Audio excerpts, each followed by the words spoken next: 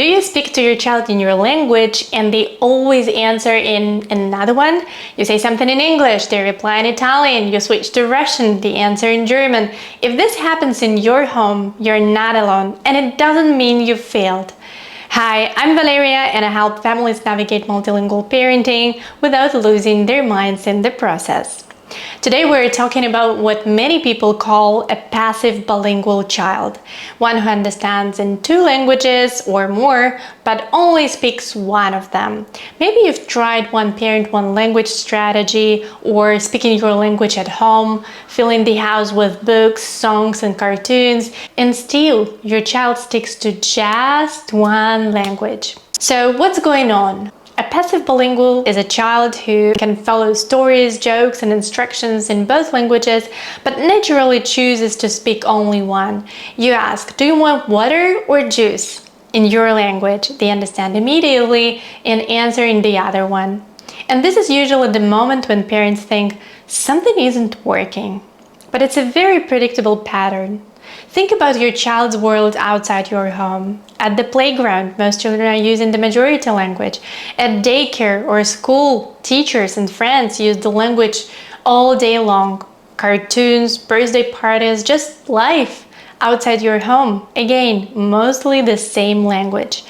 Imagine your child in that environment. They understand that this language is the language that works everywhere. This is the language that makes things easy. Children are incredibly sensitive to this. So they naturally gravitate toward the language that helps them belong and communicate effortlessly. Now, here's the part that most people miss. There are 2 forces shaping your child's language use: exposure and need. Exposure is how much they hear and experience a language. Need is whether they actually have to use it. And in many families, exposure is there, but need is missing.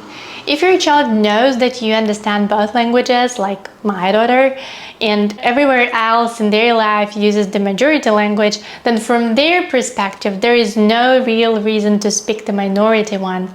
They can stay in the comfortable lane and communication still works. So even if they understand everything, they don't switch to speaking it. And when parents notice this, they start pushing a bit more. Answer me in that language. I know you can say it properly. Or they start negotiating. Rewards, consequences, pressure.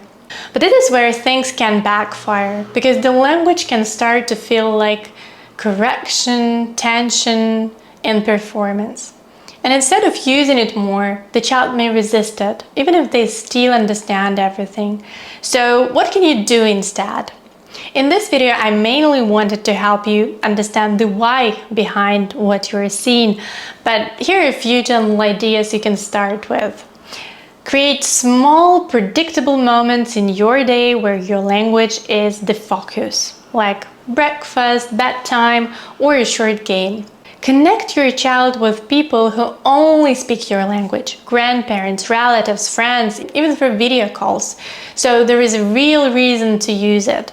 And try to make your language the language of something they love, a specific book, a weekly ritual, a game you always play together. You don't need to fix everything at once.